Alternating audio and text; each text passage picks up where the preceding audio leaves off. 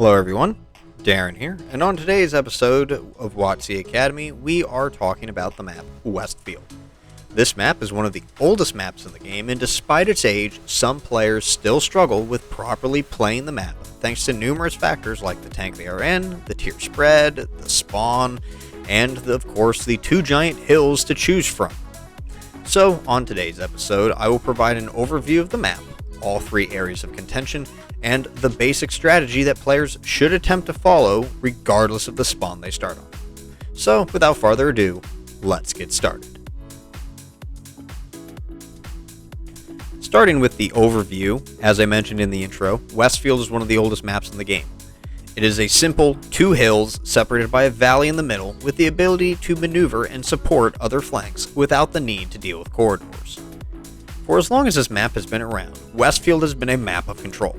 The team that won control of the large hill with the village on top, and to also manage to keep its light tank still alive to spot, had almost a surefire victory on this map.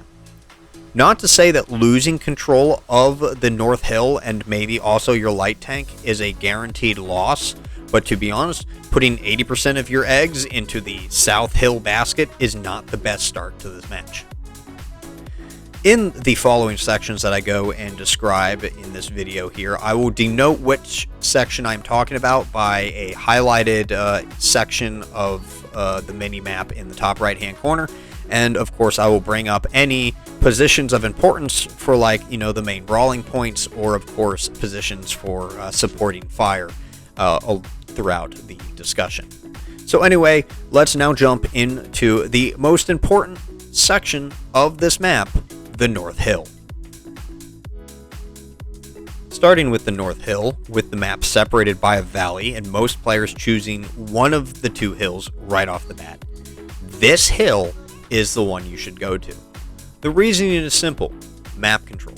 As you can see by the map in the top right hand corner, the North Hill is the largest of the two, and with the most cover. Yes, the North Hill area is more suited to tanks with good gun depression and turret armor. Even a bit of speed too. But just because your tank may be a lumbering behemoth, or just not suited to ridgeline fighting, does not mean you should not head up there on the North Hill.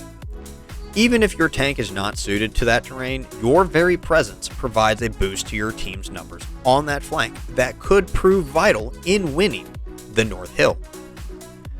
Please also note that a quick spotting run by a light or fast medium is necessary in determining the size of the enemy force you may face on this flank.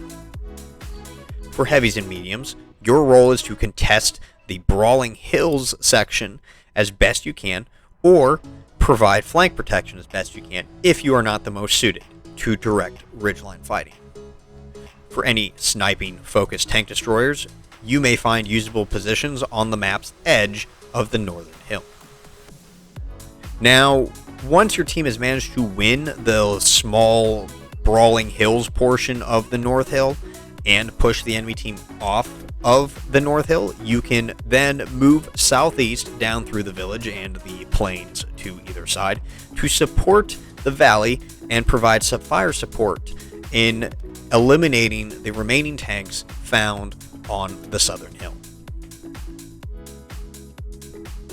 Moving on, the valley is a no man's land of sorts. While the valley is very much a playable area, any aggressive play made by players in the valley has a high chance of being stopped cold by enemy tanks on either hillside.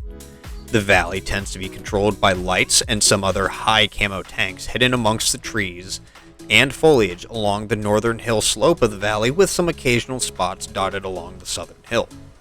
Light tanks specifically have a vital role to play here, as they are responsible for not only spotting tanks pushing the southern hill and intercepting enemy lights trying to do the same thing, but they really come into play if their team managed to win on the northern hill, as their job then is to cross the valley and attempt to spot the enemy tanks on the southern hill for friendly tanks to engage safely from the northern hill. Really, only lights and sneaky tanks should be playing the valley early game. All other tanks should focus on winning the northern hill as quickly as possible before moving to assist the valley and ultimately putting pressure on any tanks that are located on the southern hill. Now, the South Hill in a perfect world should be treated as if it doesn't exist. This is because it is well known that teams that send 75% or more of their forces up the Southern Hill tend to lose. Not to say that a victory cannot be won from that hill. A well-dug-in force of tanks with their light still alive can easily defeat the force of the North Hill, provided that the Northern Hill force fails to coordinate a push and or lost its own light tank.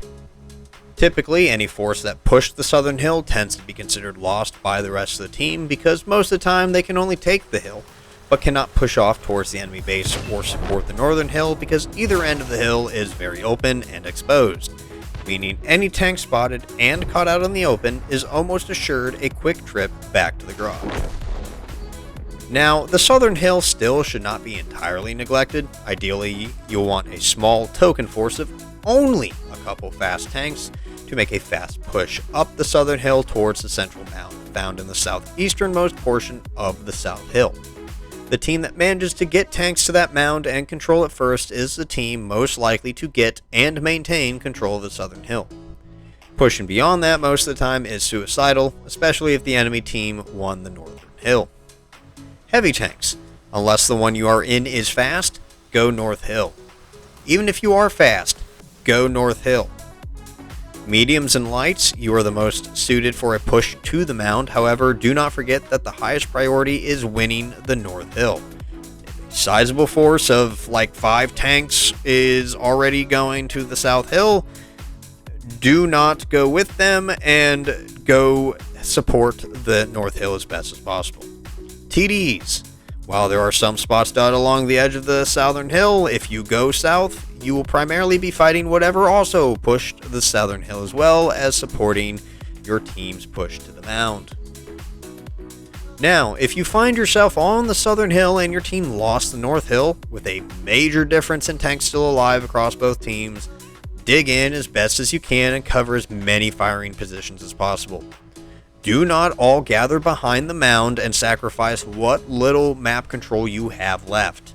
If your light tank is still alive, they have the chance to turn the tide and spot the enemy team on the opposite side of the valley.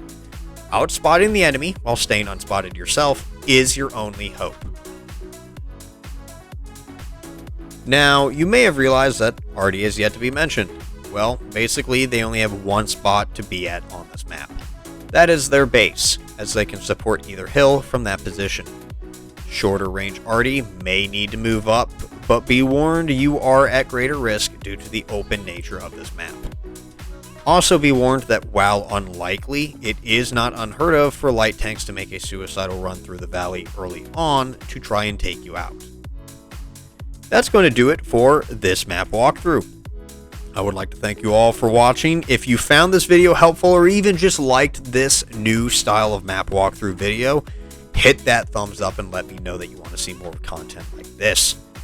And, of course, if you want to see more videos like this one, don't forget to subscribe. But until next time, this has been Darren of WoTC Academy.